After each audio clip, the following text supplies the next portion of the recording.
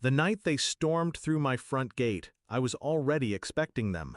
Their voices, angry, frantic, cut through the music like knives. My sister's shrill tone, my mother's heavy breathing, my father's furious bark. They had come to crash my celebration, the party I hadn't invited them to. And as they pushed through my guests, demanding answers, I simply smiled. Because this time, for the first time in years, I wasn't the outsider anymore. They were.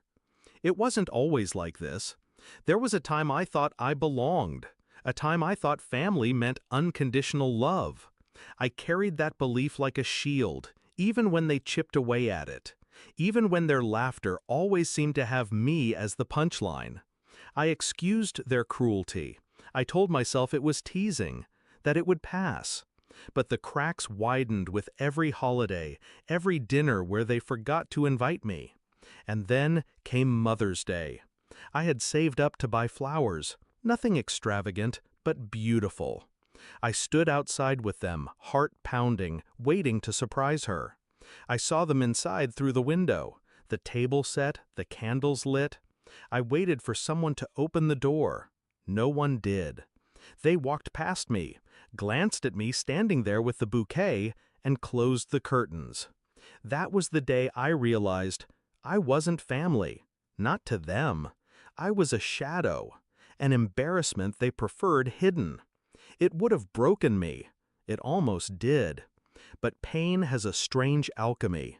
It hardens, it sharpens, and in silence, I began to plan.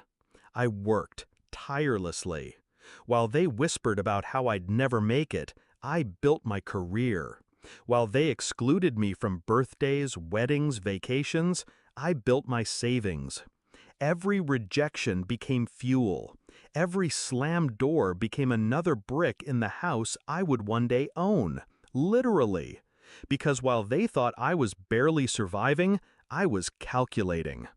I bought a house, a large one, modern, elegant, with a wide open lawn and tall glass windows, the kind of place you throw parties in. And I made sure word spread, not to them, to everyone else. Old neighbors, distant relatives, childhood friends, even their friends. The invitations were clear. This was a celebration of a new chapter, my chapter. The night of the party, the house glowed. Music filled every corner. People who hadn't seen me in years toasted to me, laughed with me, congratulated me. Their glasses clinked, their voices rose, and I could feel it, the shift. The narrative they had built, that I was the failure, the outcast, was dissolving before their very eyes. And that's when they arrived, uninvited. They barged in like they still had the authority to claim me. My sister's face twisted with rage, my father's jaw tight with fury, my mother trembling with a cocktail of anger and humiliation. "How dare you embarrass us like this?" my sister spat, loud enough for the music to pause, for eyes to turn. I looked at her, at them, my so-called family, and I let the silence hang, thick and heavy, until every guest leaned in, waiting. "You're mistaken," I said finally, voice calm, steady. "I didn't embarrass you. You did that to yourselves years ago." Their eyes flickered, shock, confusion, anger. I stood taller. "You shut me out. On holidays, on birthdays, on Mother's Day, you left me outside with flowers in my hands while you laughed at the table.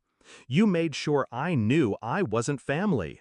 Tonight, I'm simply honoring that truth. I built this without you, and I'll keep building without you." The room went still. Guests stared, wide-eyed.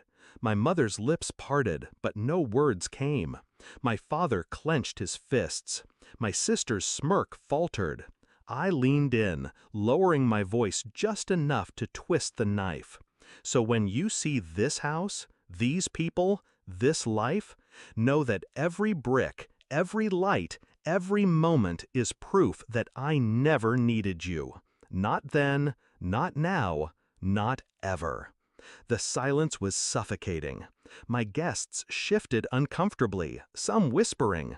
My family froze, trapped between fury and humiliation. And then, one by one, my guests began clapping. A ripple at first, then louder, stronger, until the room roared with applause. My family's faces drained of color. My father grabbed my mother's arm. My sister turned away, teeth clenched. And just like that, without another word, they left. Stormed out the way they stormed in. But this time, the door closed behind them. Permanently. I didn't chase them. I didn't apologize. I simply raised my glass and let the celebration continue. Because the truth was simple. I had spent years begging for a seat at their table. Years hoping for scraps of acceptance. But I had my own table now, and it was full. Later that night, when the music softened and the guests thinned out, I stood by the window and watched the shadows of the trees stretch across the lawn. For the first time in years, I felt free. Revenge doesn't always require fire or fury. Sometimes it's as simple as showing the world what they tried